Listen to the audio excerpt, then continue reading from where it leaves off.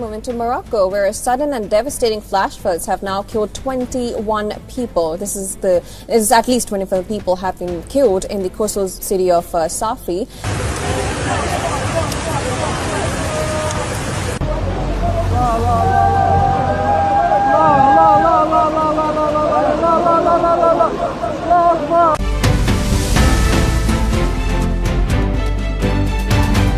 ክቡራንና ክቡራት የዚህ ገርም ቤተሰቦች ዛሬ የምናወራው ስለ ተራይ ዝናብ ወሬ አይደለም። ዛሬ የምናወራው ተፈጥሮ በሰው ልጅ ላይ ስላሳየችው እጅግ አስፈሪ የቁጣ ፊት ነው።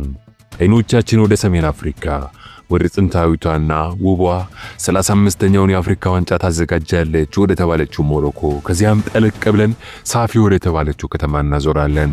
ሳፊ እስከ ትናንት ምሽት ድረስ በታሪካዊ የሸክላ ስራዎቿ፣ በባህር ዳርቻ ውበቷ እናም በሰላማዊ ነዋሪዎቿ ትታወቅ ነበር። ዛሬ ግን ሳፊ የምትታወቀው በደም በጭቃና በለቅሶ ነው።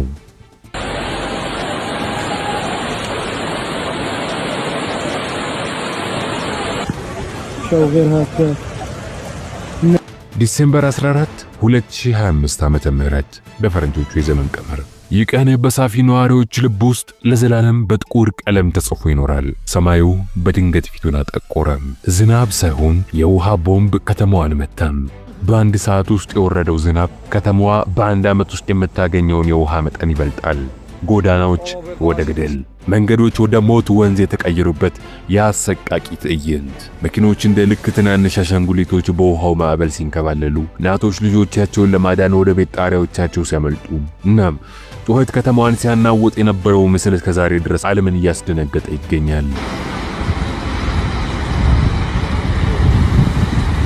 በዚህ አደጋ 37 ንጹሃን ዜጎች በድንገት ሕይወታቸውን አጥተዋል። በሺዎች የሚቆጠሩት ንብረታቸው በውሃ ተበልቶ ሜዳ ላይ ቀርቷል። ዛሬ በሳፊ ጎዳናዎች ላይ የፈሰሰውን እንባ፣ የፈረሰውን ህልምና ከጥፋት ውሃ በስተጀርባ ያለውን እውነተኛ ታሪክ በዝርዝር እንመለከታለን። ይህ ታሪክ የተፈጥሮ ኃይል ብቻ ሳይሆን የሰው ልጅ ድክመትና የዝግጁነት ክፍተትን የሚያሳያል።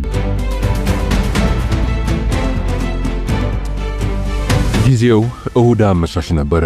የሳፊ ነዋሪዎች እንደማንኛውም ቀን ስራቸውን አጠናቀው ወደ ቤታቸው እየገቡ ነበር። ሱቆች ሊዘጉ ሲዘጋጁ ትራፊኩ በጎዳናዎች ላይ ሙቅ ብሎ ይታይ ነበር። ነገር ግን በደቂቃዎች ውስጥ ሰማዩ ወደ ጥቁርነት ተቀየረ። መብረቁ ሰማዩን ሰነጠቀው። ነጎድጓድ ምድሪቱን አናወጣት። ዝናቡ መዝነብ ሲጀምር ተራ አልነበረም። ልክ ሰማይ የተቀደደ ይመስል ነበር። በአጭር ጊዜ ውስጥ የከተማዋ የፍሳሽ ማስወገጃ ቱቦዎች አቅማቸው ተሟጠጠ። ውሃው መሬት ውስጥ መግባት ሲያቅተው ወደ ጎዳናዎች ፈሰሰ። መጀመሪያ ቁርጭምጭሚት ላይ የነበረው ውሃ በ5 ደቂቃ ውስጥ ጉልበት ላይ ደረሰ። ከ10 ደቂቃ በኋላ ግን ውሃው ደራሽ ወንዝ ሆኖ መጣ። የከተማዋ መልክዓ ምድራዊ አቀማመጥ ቁልቁለት በመሆኑ ውሃው በከፍተኛ ፍጥነትና ኃይል እየገሰገሰ መዲናዋን አጥለቀለቃት። ሰዎች ምንድነው እየሆነ ያለው ብለው ሳይረዱ ውሃው ቤቶቻቸውን ሰብሮ ገባ። መስኮቶች በውሃ ግፊት ሲሰባበሩ፣ የቤት ዕቃዎች ሲንሳፈፉ እና የኤሌክትሪክ መስመሮች ተበጣጥሰው ውሃው ላይ ሲወድቁ ከተማዋ ወደ የሞት ወጥመድ ተቀየረች። ይህ ፍላሽ ፍለድ ይባላል። ድንገት የሚመጣ ምንም የማምለጫ ጊዜ የማይሰጥ እናም ሁሉንም ነገር የሚያወድም የተፈጥሮ ኃይል። በዚህ አደጋ ውስጥ እጅግ አስደንጋጭ የነበረው ትዕይንት የመኪኖቹ ሁኔታ ነበረ። ሳፊ ውስጥ በመቶዎች የሚቆጠሩ መኪኖች ልክ እንደ ወረቀት ጀልባ በውሃው ላይ ተንሳፈዋል። ትናንሽ መኪኖች ብቻ አይደሉም፣ ትላልቅ የጭነት መኪኖች እና አውቶቡሶች ሳይቀሩ በውሃው ኃይል እየተገፉ እርስ በርሳቸው ሲላተሙ ማየት እጅግ ያስደነግጥ ነበረ። መኪኖች በውሃው ተገፍተው በየመንገዱ ጠባብ መተላለፊያዎች ላይ እንደ ብጣሽ ጨርቅ ተወጥፈዋል። አንዳንዶቹ መኪኖች ውስጥ ሰዎች ነበሩ፣ በሩን ከፍተው መውጣት ያልቻሉ። በመኪኖቻቸው መስታወት ውስጥ ሆነው እርዳታ የሚጠይቁ ሰዎችን ማየት የዚያን ምሽት አስከፊነት ያሳያል። የብረትና የድንጋይ ግጭት ድምፅ በውሃው ጩኸት ውስጥ ይሰማ ነበረ። የከተማዋ ዋና ጎዳናዎች በሰዓታት ውስጥ የመኪና መቃብር ሆኑ። ውሃው መኪኖቹን ብቻ ሳይሆን መንገዱንም ጭምር እየቦረቦረ ይወስደው ነበር። አስፓልቶች ልክ እንደ ረጋ ቅቤ የተቆራረጡ በውሃው ተወሰዱ። ድልድዮች ተናጉ። መሰረተ ልማቶች ወደ ፍርስራሽነት ተቀየሩ። የከተማዋ የንግድ ማዕከል የነበሩት ሱቆች በቢሊዮን የሚቆጠር የሞሮኮ ድህራም የሚገመት ንብረት በጭቃ ተበላሽቶባቸዋል። በዚህ ሁሉ ጨለማ ውስጥ ግን የሰው ልጅ ተስፋና ጀግንነትም ታይቷል። የነፍስ አድን ሰራተኞች፣ ፖሊሶችና ተራው ህዝብ እጅ ለእጅ ተያይዘው ወደ ውሃ ውስጥ ገቡ። የውሃው ፍጥነት ሰውን የመጥረግ ኃይል ነበረው። ሆኖም ወጣቶቹ በገመድ ተያይዘው በመኪኖች ውስጥ የተቀረቀሩ ሰዎችን ለማውጣት ሲታገሉ የታየው ትዕይንት ልብ የሚነካ ነበረ። እናቶች ልጆቻቸውን በትከሻቸው ላይ ተሸክመው ውሃው እስከ አንገታቸው እየደረሰ ወደ ከፍተኛ ቦታዎች ለመድረስ ሲጣጣሩ የሚያሳዩ ቪዲዮዎች ዓለምን አስለቅሷል። በአንድ አፓርታማ ውስጥ 12 ሰዎች በአንድ ጠባብ ጣሪያ ላይ ተሰብስበው ከታች ቤታቸውን የሚያፈራርሰውን ጎርፍ እያዩ ሌሊቱን በሙሉ በጸሎት አሳልፈዋል። የነፍስ አድን ሄሊኮፕተሮች በዝናቡና በአውሎ ነፋሱ ምክንያት መብረር አልቻሉም ነበር። ስለዚህ ሁሉም ትግል መሬት ላይ ነበር፣ በጀልባ በገመድና በሰው ኃይል። ብዙዎች ጀግንነትን ቢሰሩም 37 ነፍሳትን ግን ማዳን አልተቻለም። እነዚህ 37 ሰዎች ዝም ብለው ቁጥር ብቻም አይደሉም፣ እናቶች ናቸው፣ አባቶች ናቸው፣ ተማሪዎች ናቸው፣ ነገ ትልቅ ተስፋ የነበራቸው ንጹሃን ዜጎች ናቸው። ጎርፉ ጋብ ሲል የሳፊ ነዋሪዎች ያዩት ነገር ልብ ሰባሪ ነበረ። ከተማዋ በጭቃ ተሸፍናለች፣ ቤቶች ፈርሰዋል፣ ንብረት ወድሟል። ከሐዘኑ ቀጥሎ ግን ቁጣ መጣ። ነዋሪዎች ለምን ይሆነ ብለው መጠየቅ ጀመሩ። ብዙዎች እንደሚሉት ሳፊ የቆየ የፍሳሽ ማስወገጃ ስርዓት ያላት በመሆኑ እንዲህ ያለውን ከባድ ዝናብ መቋቋም አልቻለችም። ከተማዋ ለምን አልተዘጋጀችም? ቅድመ ማስጠንቀቂያ ስርዓቱ ለምን አልሰራም? የሚሉ ጥያቄዎች በመንግስት ላይ እየተሰነዘሩ ይገኛሉ።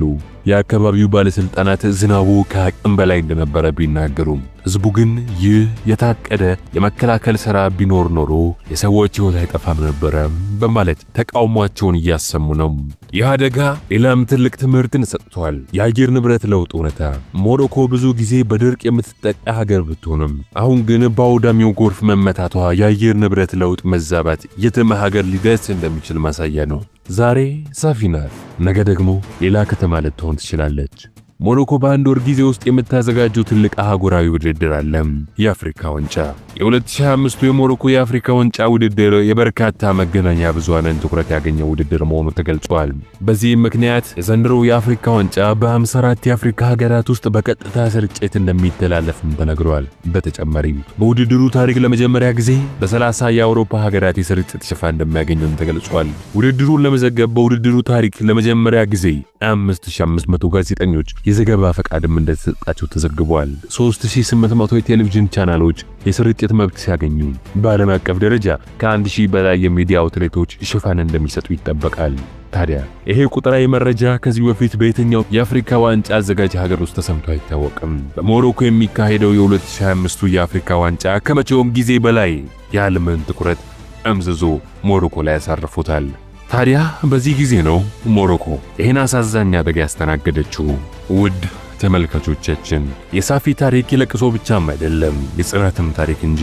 ዛሬ ነዋሪዎች ጭቃውን እያጠቡ ፍርስራሹን ያነሱና ከተማዋን መልሰው ለመገንባት እየጣሩ ነው። ነገር ግን የጠፋውን ሕይወት የሚመልስ ምንም አይነት ኃይል የለም። ይህ ቪዲዮ ሁላችንንም ሊያስተምረን የሚችለው ነገር ቢኖር ከተፈጥሮ ጋር ባለን ግንኙነት ጥንቃቄ ማድረግ እንዳለብን ነው።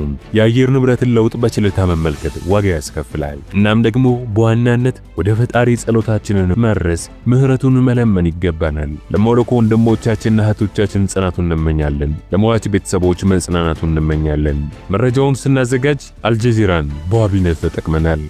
ውድ ተመልካቾቻችን እስካሁን ደቂቃ ድረስ ለተከታተላችሁን ከልብ አድርገን እያመሰገንን ይህን ቪዲዮ ከወደዳችሁት መረጃ ሰጭ ነው ብላችሁ ካሰባችሁ እንዲሁም ለሌሎች እንዲደርስ ያግዘን ዘንድ ቪዲዮን ላይክ፣ ቻናሉን ሰብስክራይብ ማድረጉን አይርሱም። እንዲሁም ያላችሁን ሐሳብ አስተያየትም ከስር በኮሜንት መስጫ ስፍራው ላይ በማስቀመጥ ቤተሰባችንን ይቀላቀሉ። በቀጣይ መረጃ ሰጪ በሆነ ቪዲዮ እስከምንገናኝ ሰላም።